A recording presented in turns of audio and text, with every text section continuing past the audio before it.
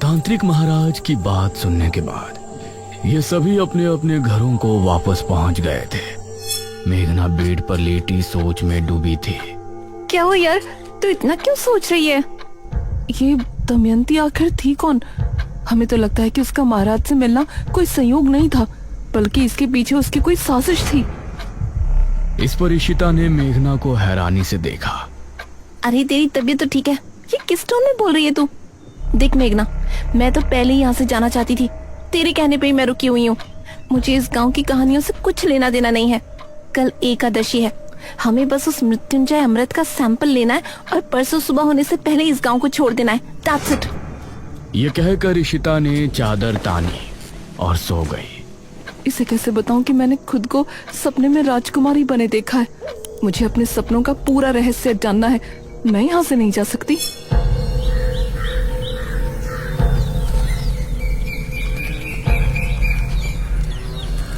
अगले दिन इशिता और मेघना आपस में बातें कर रही थी।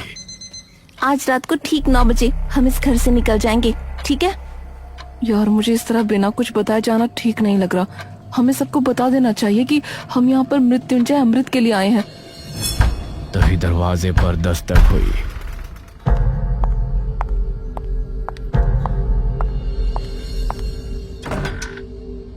अरे अनुज, तुम? हाँ मैं। क्या बातें चल रही हैं? तुम लोग आज रात मृत्युंजय अमृत को लाने की बात तो नहीं कर रहे ना? नहीं नहीं, ऐसा कुछ नहीं है। गांव में इतनी प्रॉब्लम चल रही है, ऐसे में हम कैसे मृत्युंजय अमृत के बारे में सोच सकते हैं? हाँ वही कह रहा हूँ। आज रात तांत्रिक महाराज अनुष्ठान शुरू करेंगे, सभी को घरों में ही रहना है। तुम बेफिक्र रहो, हम कहीं नहीं जाने वाले।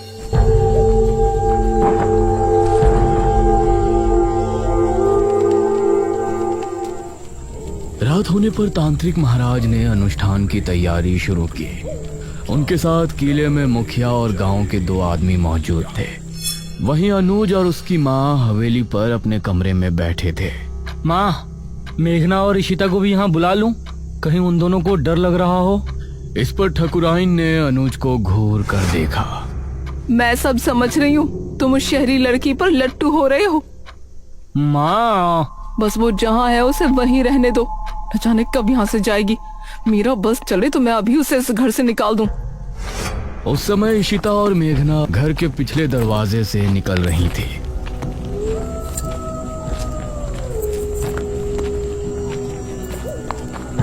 मुझे अब भी कुछ ठीक नहीं लग रहा। ये लोग क्या सोचेंगे? हम दोनों बस यहाँ मृत्युंजय अमृत चुराने के लिए आए थे। मेघना, क्या हो गया यार तुझे? हमारी जॉब, हमारा फ्यूचर खतरे में है। हम इस राजा रानी वाली कहानी में उलझने नहीं आए थे। ये इन गांव वालों की प्रॉब्लम है, हमारी नहीं। तो चल ना जल्दी। ये दोनों घर से निकलकर गली की तरफ आ गई थी। गांव में सभी लोग अपने अपने घरों में बैठे थे। सभी तांत्रिक महाराज के अनुष्ठान के सफल होने की प्रार्थना कर रहे थे। पूरा सामने जंगल का रास्ता। उस समय गांव का एक आदमी राजू सिगरेट पीता हुआ जंगल की तरफ से आ रहा था। अरे यार, आज तो ओस बहुत ही ज्यादा है, सिगरेट भी नहीं सुलग रही। कुछ ही दूरी पर उसको इशिता और मेघना सामने से आती नजर आ रही थी।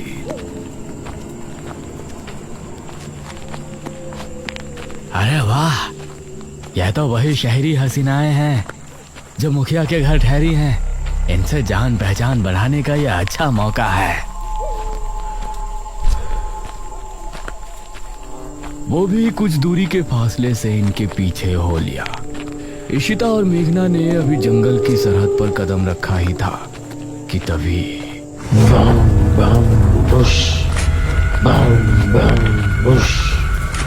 इसे सुनकर ये दोनों चौंक पड़ी। अरे ये तो वही आवाजें हैं, निशिर मोलो। और राजू भी इस आवाज को सुनकर डर गया। हे भगवान, निशिर मोलो। राजू का दिल दहल उठा। उसने पाया कि वह आवाज ठीक उसके पीछे से आ रही है। उसने जैसे ही पलटकर देखा तो निशिर मोलो ठीक उसके सामने थे। एक पल को राजू की सांसें मानो रुक सी गई। तभी ताबूत अपने आप खुल गया। उससे 2 भयानक हाथ निकले जिन्होंने राजू को ताबूत के अंदर खींच लिया। राजू की चीख सुनकर इशिता और मेघना दोनों ही बेहद डर गईं। मैंने पहले ही कहा था ना, आज जंगल जाना ठीक नहीं होगा। यार बहस मत कर, जल्दी चल, हम वापस घर चलते हैं। इस तरफ तांत्रिक महाराज अनुष्ठान को शुरू कर चुके थे। वो आंखों को बंद किए लगातार मंत्रों का जाप कर रहे थे। मुखिया और वो दोनों आदमी उनसे कुछ ही दूरी पर थे। भागो जल्दी, कहीं निशिर मुल्ला हमें देख ना ले। इशिता और मेघना दोनों अब डरी हुई हालत में आगे बढ़ रही थी, लेकिन वो आवाज कम होने के बजाय और बढ़ती जा रही थी। माँ, मैं यहाँ क्या करूँगा? मैं भी किले पर जा रहा हूँ। हो सकता है पिताजी को मेरी जरूरत हो। अरे भूल गए क्या, किसी को भी बाहर नहीं निकलना है। अरे मुझे कुछ नहीं होगा। वैसे भी निशिर मोलो की आवाज अभी तक नहीं सुनाई दी। मुझे नहीं लगता कि वो आ जाएंगे। ये कहकर अनुज अपनी माँ की बात काटते हुए घर से निकल गया। इस तरफ तांत्रिक महाराज भी अपनी आंखें बंद किए ध्यान मग्न थे। तांत्रिक महाराज ने खुद को एक अंधेरी जगह पर पाया। क्या यहाँ कोई है? सामने से कोई जवाब नहीं आया और तांत्रिक महाराज के पास एक तितली आकर रुकी। वो तितली अंधेरे में चमक रही थी। वो कुछ देर उनके पास रुकी रही और फिर एक तरफ चली गई। तांत्रिक महाराज भी अब उसके पीछे हो लिए। काफी देर तक चलने के बाद वो तितली जमीन पर बैठ गई। तांत्रिक महाराज ने पाया कि जमीन पर एक दरवाजा लगा हुआ है। वो तितली उस पर बैठते ही गायब हो गई। मेघना और इशिता को भागते हुए काफी समय हो गया था। किला इनके सामने ही था। सामने से अनुज भी आ रहा था। उसने इन दोनों को सामने से आता हुआ देखा। अरे मेघना और इशिता, ये तीनों एक दूसरे को देखकर हैरान रह गए। तुम दोनों यहाँ क्या कर रही हो? तुमको तो अपने कमरे में होना चाहिए था। मेघना कुछ कहती, लेकिन इससे पहले ही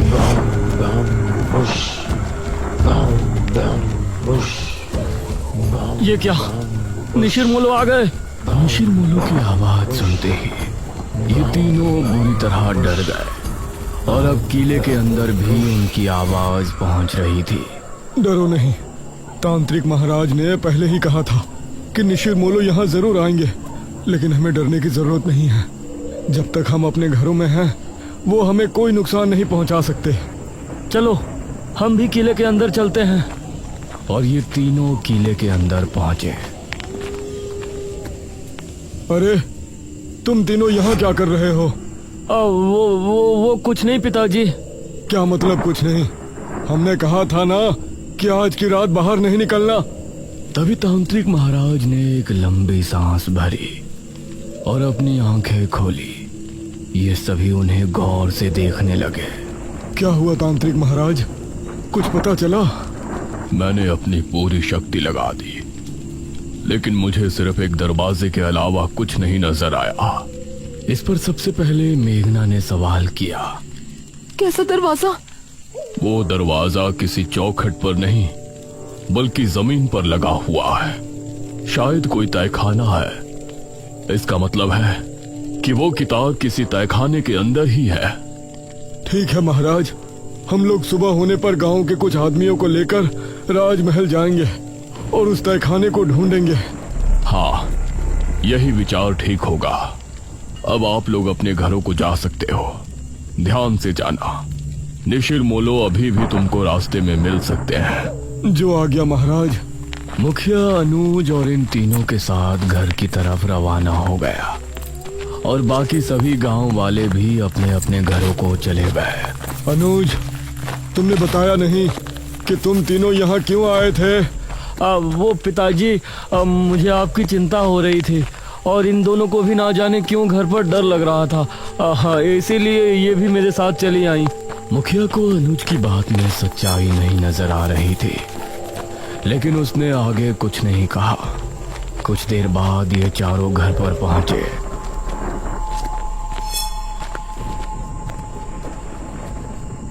अब तुम लोग जाकर अपने अपने कमरों में चुपचाप सो जाओ।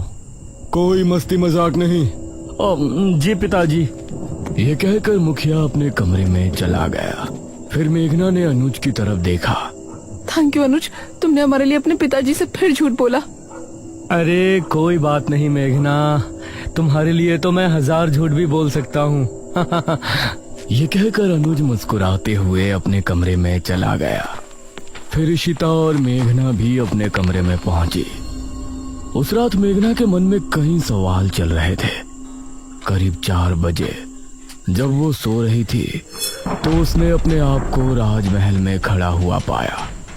अपने उसी राजकुमारी वाले अवतार में वो एक गलियारे से होती हुई आगे बढ़ रही थी। सामने ही एक बड़ा सा दरवाजा नजर आ रहा था। वो उस दरवाजे से होती हुई अंदर पहुंची। सामने एक अलमारी थी। उसने उस अलमारी को खोला तो उसके अंदर एक बक्सा रखा था। उस बक्से को खोलने पर उसे एक अंदर बड़ी सी चाबी रखी हुई नजर आई। मेघना सपने में बिल्कुल सही सलामत थी, लेकिन बाहर उसका पूरा शरीर पसीने से सराबोर हो गया था। तभी इशिता ने करवट ली तो उसने एक पल को आंखें खोलकर मेघना को देखा। मेघना, क्या हुआ तुझे? उठ। उसने मेघना को झंझोड़ा तो मेघना की नींद टूटी। क्या हुआ तुझे मेघना? देख तुझे कितना पसीना आ रहा है। मेघना नींद से जागी और लंबी लंबी सांसें लेने लगी।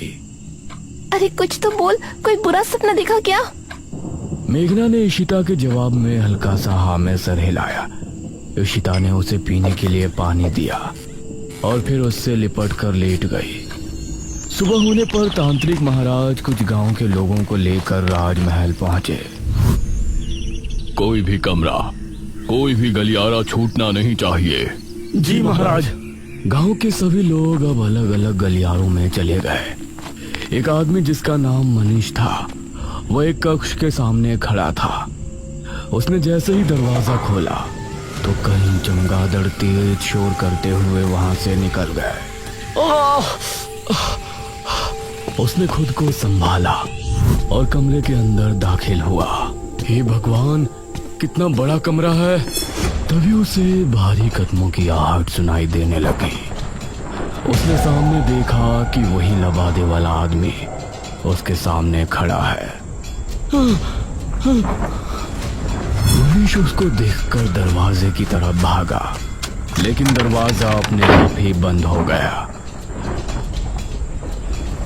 तभी वो लबादे वाला आदमी तेजी से उसके करीब पहुंचा और उसने कसकर मनीष का गला पकड़ लिया। मनीष की चीख महल की दीवारों में ही सिमट कर रह गई। गांव के लोगों ने राजमहल की अच्छे से तलाशी ली, लेकिन राजमहल इतना बड़ा था कि अपना पूरा दिन लगाने के बाद भी वो आधे राजमहल की छानबीन भी नहीं कर पाए थे। तांत्रिक महाराज, अब तो रात होने वाली है। अभी तक उस तहखाने का कुछ पता नहीं चला। उसको ढूंढना इतना भी आसान नहीं है जितना हमने सोचा है। मुखिया जी, हम रात में यहाँ नहीं रुक सकते। अवश्य, हम सभी यहाँ से निकलते हैं। सुबह होने पर फिर से आएंगे। ये सभी राजमहल से निकल ही रहे थे, तभी सामने से इनको मेघना आती हुई नजर आई। अरे बेटी मेघना, तुम यहाँ? जी अंकल। तुम यहाँ क्यों आई हो पुत्री? मुझे लगता है कि मैं उस तहखाने तक आपको लेकर जा सकती हूँ। ये कैसे हो सकता है? इस पर तांत्रिक महाराज ने मुखिया को हाथ के इशारे से चुप कर दिया। तुमको ऐसा लगता है तो ठीक है, बताओ कहाँ है वो तहखाना? अब मेघना आगे आगे चल रही थी और सभी उसके पीछे थे। वो एक गलियारे से होती हुई आगे बढ़ रही थी। सामने ही एक बड़ा सा दरवाजा नजर आ रहा था। वो उस दरवाजे से होती हुई अंदर पहुंची और ये सब भी उसके पीछे अंदर पहुंचे। सामने एक अलमारी थी। उसने उस अलमारी को खोला तो उसके अंदर एक बक्सा रखा था। उस बक्से को खोलने पर उसे अंदर एक बड़ी सी चाबी रखी हुई नजर आई, जिसे देखकर ये सभी हैरान रह गए। हे भगवान! मेघना ने बिना कुछ बोले चाबी को उठाया और फिर से आगे बढ़ी। सामने एक और दरवाजा था। मेघना उससे होते हुए सभी को अपने साथ अंदर ले गई। उस अंधेरे कमरे में सभी को जमीन पर एक दरवाजा नजर आया, जिसे देखकर सभी की हैरानी का ठिकाना नहीं था। यही है वो दरवाजा जो हमने हमारी दिव्य दृष्टि से देखा था। उस दरवाजे पर एक छेद था। मेघना ने उस छेद के अंदर चाबी लगाकर 3 बार घुमाया। अब इसे उठाकर देखो। तांत्रिक महाराज के कहने पर 2 आदमियों ने दरवाजे को उठाकर देखा तो वह आसानी से उठ गया। दूसरी तरफ अनुज और इशिता घर पर मौजूद थे। अनुज, मेघना कमरे में नहीं है। क्या मतलब? कहाँ गई अब वो? मुझसे तो टॉयलेट की बोल के गई थी, अब देखा तो वहाँ भी नहीं है। यह सुनकर अनुज हैरान रह गया। इस तरफ राजमहल में ये सभी तहखाने के अंदर पहुंचे। वहां एक शीशे के बक्से में एक किताब रखी हुई नजर आई। हाँ, यही है बेरमपुर पुराण। सभी किताब को देखकर खुश भी थे और हैरान भी। पुत्री, इसे उठाओ और फिर हम किले पर चलते हैं। मेघना ने जैसे ही किताब को बक्से से उठाया तो अजीब सा शोर उत्पन्न हुआ। यह कैसी आवाज है? तभी तहखाने के हर एक कोने से बिच्छू निकलकर इनकी तरफ आने लगे। सभी निकलो यहाँ से, जल्दी। अब ये सभी तेजी से ऊपर की तरफ भागे, लेकिन एक आदमी को बिच्छुओं ने सीढ़ियों पर ही अपने चपेट में ले लिया। उस आदमी को एक ही पल में बिच्छुओं ने कंकाल में बदल दिया। बाकी सभी लोग डरी हुई हालत में महल के मुख्य द्वार की तरफ भागे। मेघना सबसे आगे भाग रही थी। दरवाजे से होते हुए ये महल से बाहर निकलने में कामयाब हो गए, लेकिन ठीक दरवाजे पर जो आदमी सबसे पीछे था उसको भी बिच्छुओं ने अपने चपेट में ले लिया। और उस आदमी की चीख पूरे राजमहल में गूंज गई। इन लोगों ने अब अपने कदमों को रोका नहीं और किले में पहुंचकर अपनी सांस तोड़ी। तांत्रिक महाराज ने मेघना को गौर से देखा। पुत्री, इस किताब के बारे में तुमको कैसे पता चली? उस समय अनुज और इशिता भी वहां पहुंचे। अब ये सभी मेघना की तरफ ही देख रहे थे, लेकिन मेघना की नजर उस किताब पर थी जिससे कई रहस्यों का खुलासा होने वाला था।